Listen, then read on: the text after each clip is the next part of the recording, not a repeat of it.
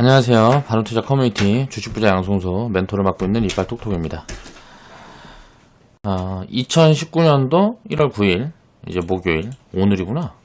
오늘 이제 제작한 영상이고요. IT 솔루션 서비스 기업 차근차근 모아보자. 제가 이제 빅데이터에 관련된 내용들은 영상에서 이제 자주 언급을 했던 것 같아요. 그런데 이제 우리도 포트폴리오에 많이 가지고 있지 못합니다. 그 이유는 이제 우선순위에서 좀 밀린 것 같은데요.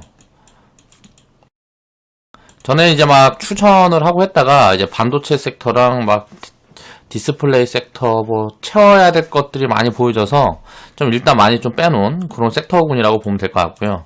자, 장기 전망은 굉장히 좋다고 보고 있습니다. 그러니까 장기적인 관점의 접근이 필요한데 무언가 주가가 항상 내려와 있을 때 이제 밸류 부담이 없는 구간에 이제 편입하는 관점으로 이제 봐야 될 것 같고요. 자, 오늘 이제 수익 스토리 진행을 해보겠습니다. 자, 태평성대님 수익 축하드립니다.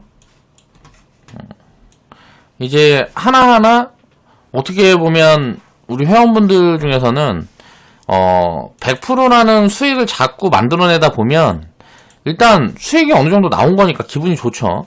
이거를 약간 수집하는 개념으로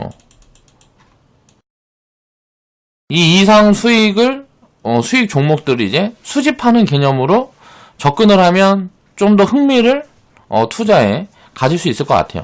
그러니까 뭐 금액을 작게 쪼개든 뭐 어느 정도 예를 들어서 비중을 할당을 하든 그런 부분들보다 이제 자꾸 주식을 이것저것 사가는 거죠. 그렇게 해서 이제 담아가다가 좋은 포지션들이 오면 막 이게 담아가다 이렇게 수익이 나올 때 한 번씩 이제 챙겨가고 하면서 남은 비중들을 모아가는 이런 것들이 나중에는 큰 자산이 될 수 있다라고 생각을 하고 복리 계좌를 좀 회원분들은 잘 활용을 해보셨으면 좋겠어요. 태평성대님 일단 좋은 자료 이렇게 내주셔서 감사하고요.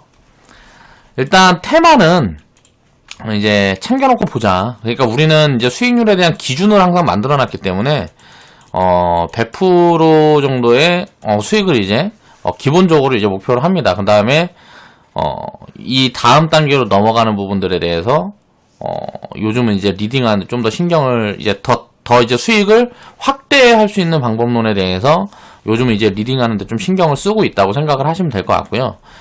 일단 요 종목이 움직인 건 이제 CES 2020에서 요런 약간 테마성 흐름이라고 보면 될 것 같아요. 역시나 뭐 AI 쪽 그리고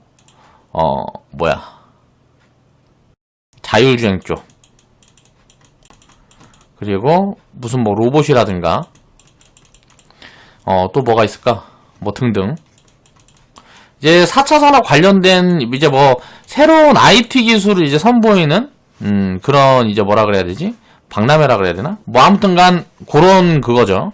그래가지고 매년 이제 보면 1월달에 1월 초에 이제 시작을 합니다. 올해 7일부터 이제 시작을 하고 있고 삼성전자에서도 인공지능 서비스라든가 뭐 이런 부분들에서 얘기를 많이 했었고 현대차 같은 경우도 이제 참여해갖고 그 부분이 이제 뭐 플라잉카라든가 이런 부분들이 이제 이슈가 많이 됐었죠.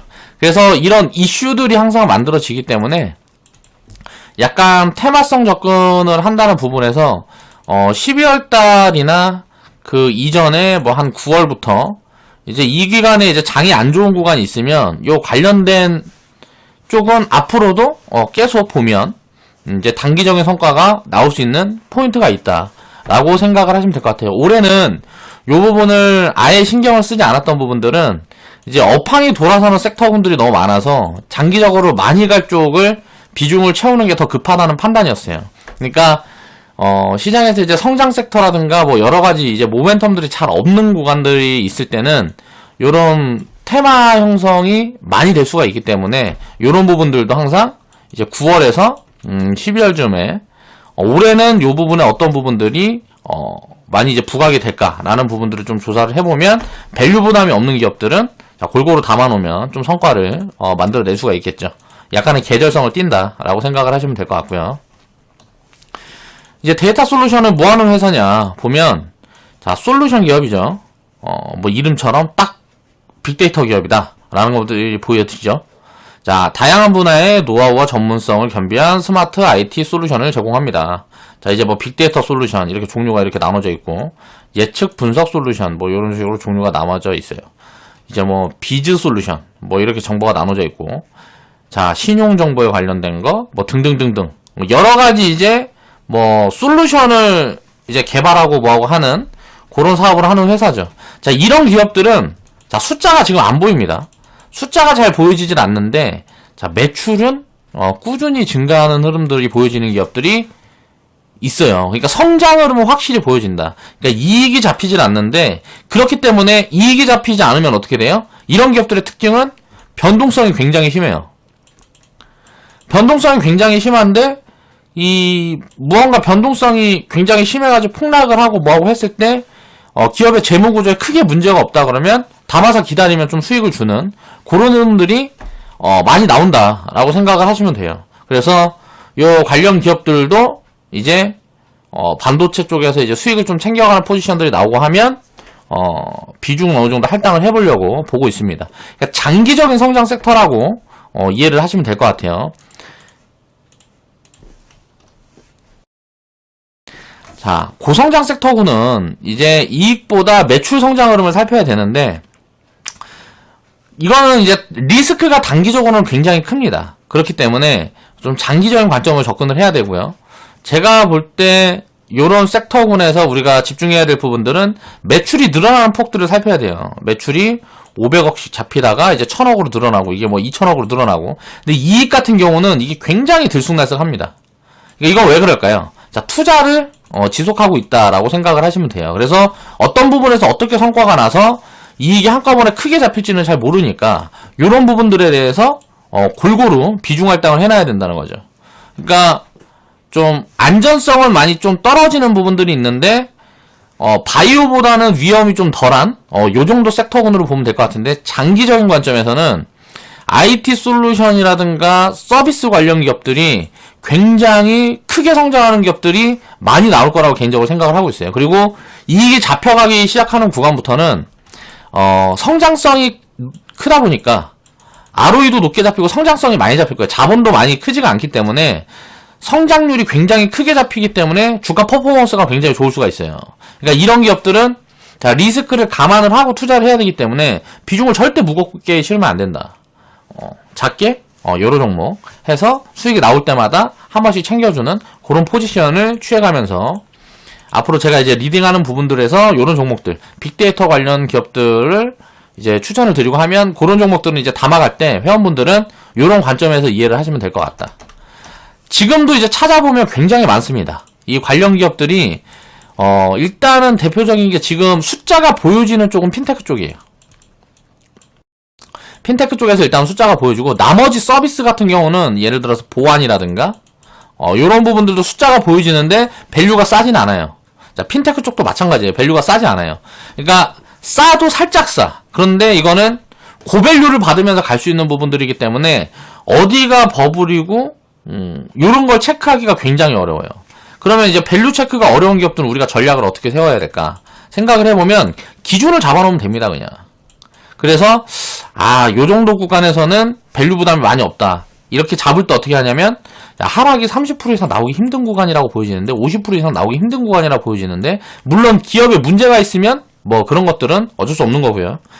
기업에 문제가 없이 그냥 흘러가면서 이렇게 영업 활동을 한다 그러면, 자, 이 이상은 빠지기 힘들겠는데 하는 구간에 진입을 하는 거예요.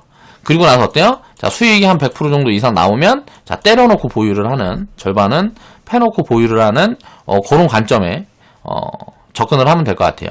그러니까 보안 서비스도 그렇고 우리들이 굉장히 많을 수 있겠죠. 자, 서비스 관련된 기업들을 보면 일단은 핀테크하고 보안 쪽에서 먼저 숫자가 보여지는 것 같아요. 자, 이쪽이 그래서 가장 먼저 움직일 가능성이 높아 보이고요. 이제 장기적으로는. 그리고 나서 보면은 AI라든가 뭐 등등, 뭐 사물 인터넷이라든가 이런 등등의 서비스를 다루는 기업들이 뭔가 어떤 혁신적인 서비스를 만들어내고 솔루션을 만들어내면 그쪽에서 이제 뭔가 잡히는 것들이 보여지겠죠. 그러니까 우선에서는 이쪽에서 이제 비중을 좀 할당해 놓고 요런 나머지 부분들은 이제 차곡차곡 하나하나 모아가는 그런 관점으로 대응을 해야 되는 섹터군이다. 그렇지만 장기적으로 보면 뭐 예를 들어서 5년, 10년 이렇게 놓고 보면 긴 관점에서는 아직 성장을 할 수, 그러니까 굉장히 작은 기업들이라서 예를 들어서 지금 뭐 500억, 그러니까 1000억 미만 기업들이 굉장히 많아요. 그리고 3000억, 2000억 미만 기업들이 굉장히 많단 말이에요. 시가총액이. 그러니까 이런 기업들은 그리고 이제 성장률 같은 경우는 굉장히 높게 찍힐 수 있는 그런 부분들이 많기 때문에 상승률이 굉장히 크게 나올 수 있다. 장기적인 관점으로 놓고 보면 그러니까 숫자가 한번 찍히기 시작될 때부터는 주가 퍼포먼스가 막 버블을 안고 갈 수 있는 그런 섹터군이기 때문에 한번 수익을 냈으면 잘라놓고 그냥 좀 꾸준히 보유를 해갖고 가는 그런 관점으로 대응을 하는 게 유리해 보인다. 그러니까 밸류 체크를 해서 중간에 타기가 힘들어요. 한번 이제 출발을 하면 주가가 중간에 타기가 굉장히 힘들기 때문에 크게 밀리는 구간에 골고루 담아놨다가 이제 수익이 나오는 구간에 잘라가면서 보유를 하는 그런 관점의 전략이 유리하지 않을까라고 개인적으로 생각을 합니다. 그러고 나서 버블이 전체적으로 입혀지면 어떻게 될까요? 나중에는 이제 꺼지는 구간들이 오겠죠. 이거는 이제 3년 후에 올지 5년 후에 올지 모르니까 지금은 일단 빅데이터 쪽은 그런 관점으로 대응을 해가자. 이제 성장을 시작하는 초입 구간에 거의 있지 않나 라고 개인적으로 보고 있습니다. 자, 그래서 태평성대님은 자 수익 축하드리고요.